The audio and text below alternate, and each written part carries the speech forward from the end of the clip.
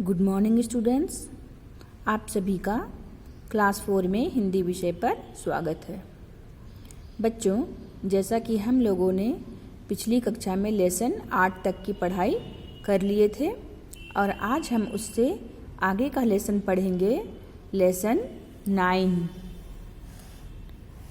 इसका शीर्षक है मूर्ख पंडित।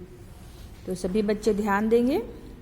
प्राचीन काल में आज के समान विद्यालय नहीं थे। छात्र गुरुकुलों में विद्याध्ययन किया करते थे। उन दिनों शिक्षक छात्रों से शुल्क आदि भी नहीं लेते थे।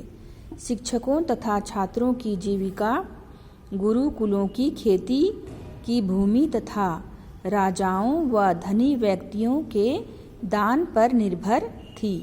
सभी छात्र अपने आचार्यों का सम्मान करते थे तथा उनकी प्रत्येक आज्ञा का पालन करते थे। शिक्षक भी छात्रों को भरपूर प्यार देते थे। शिक्षक छात्रों को वेद, पुराण, ज्योतिष, भूगोल आदि पढ़ाते थे। प्राचीन काल मतलब पुराने समय में, है ना।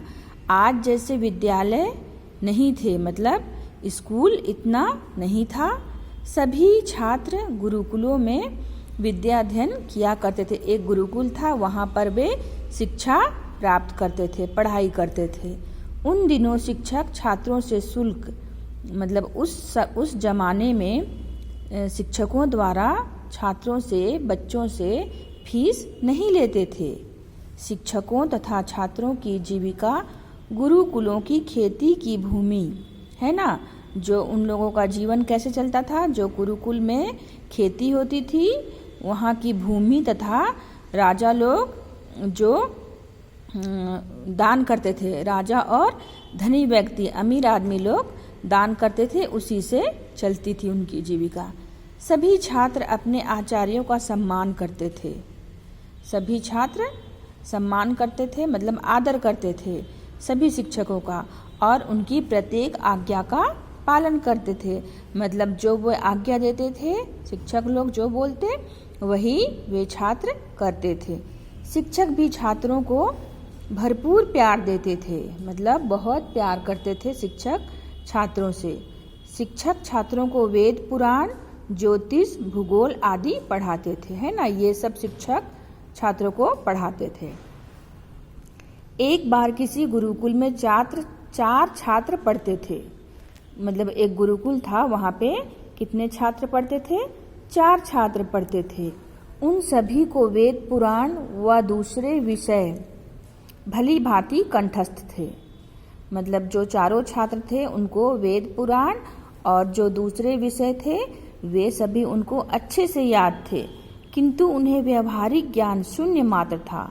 मतलब व्यवहारिक ज्ञान, है ना, उनमें शून्य मात्र था, मतलब नहीं था कि कैसे व्यवहार किया जाता है। वे अपने कार्यों को वेदों, पुराणों के अनुसार करते थे, किंतु उनका व्यवहारिक महत्व नहीं समझ पाते थे। कार्य तो करते थे, लेकिन वे उनका क्या महत्व होता है व्यवहारिक जीवन में, उसको वो समझ नहीं पाते थे। वे छात्र अक्सर उनके कार्य उल्टे हो जाते थे। लोग उनका उपहास करते तथा उन पर हंसते थे। और जो वो कार्य करते थे वो छात्र, उनका कार्य क्या हो जाता था? उल्टा हो जाता था। तो जब उल्टा कार्य हो जाएगा तो लोग उनका मजाक उड़ाते थे, उनकी हंसी उड़ाते थे, मतलब उन पर हंसते थे। वे भी स्वयं को सुधारने का प्रयत्न करते, परंतु सब व्यर्थ जाता। लेकिन वे छात्र क्या करते थे? अपने आप को सुधारने का प्रयास करते थे, लेकिन सब बेकार हो जाता था। अब आगे देखेंगे। 12 वर्ष के अध्ययन काल के उपरांत चारों छात्र सभी विद्याओं में पारंगत हो गए। इसके पश्चात आचार्य की आज्ञा से वे अपने घर की ओर चल दिए। मतलब जब 12 वर्ष के बाद, अध्ययन के बाद, चारों छात्र विद्या से पारंगत हो गए, मतलब निपुण हो गए, तो वे अपने आचार्य की आज्ञा लेकर वे कहाँ चले जाते हैं? अपने घर चले जाते हैं। 12 वर्ष के पढ़ाई के बाद मार्ग में चलते चलते वे सभी एक दो राहे पर आ पहुँचे। मतलब जब वे रास्ते में चल रहे थे तो दो राहें मतलब दो रास्ता पर पहुंच गए और वहां पर खड़े होकर सोचने लगे कि किस मार्ग से यात्रा करना ठीक होगा। वे सोचते थे कि इस मार्ग में जाएं या इस मार्ग में जाएं। मतलब रास्ता दो था। वे लोग निश्चित नहीं हो पा रहे थे कि हम लोगों को कौन सा रास्ता यूज करना चाहिए जिससे ठीक होगा। एक छात्र ने पुस्तक खोलकर बताया, महाजनों ये न गतासा पंथा, अर्थात महाजन यानी कि श्रेष्ठ व्यक्ति जिस ओर जाते हैं वही मार्ग जाने योग्य है। एक जो बालक था है ना, एक छात्र था, वो पुस्तक खोलकर बताता है। उसमें ऐसा लिखा हुआ था। उन्होंने महाजन का अर्थ बहुत लोग से समझा।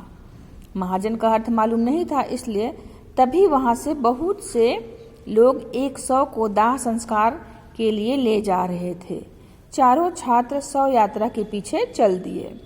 जब वे लोग समझ नहीं पा रहे थे तो क्या समझा उन्होंने? महाजन का अर्थ बहुत से लोग समझा, मतलब बहुत सारे लोग समझते हैं महाजन का अर्थ को। तभी वहां से एक शव को मतलब 100 को दाह संस्कार करने के लिए मतलब उसका अंतिम संस्कार करने के लिए ले जाए जा रहे थे। तो वहां तो बहुत सारे लोग थे। तो वे लोग सोचे कि इसी का अर्थ है, महाजन का अर्थ है बहुत सारे लोग। तो वे क्या करते हैं, चारों छात्र 100 यात्रा के पीछे चल पड़े। आज के लिए हम लोग इतना ही पढ़ेंगे। Thank you.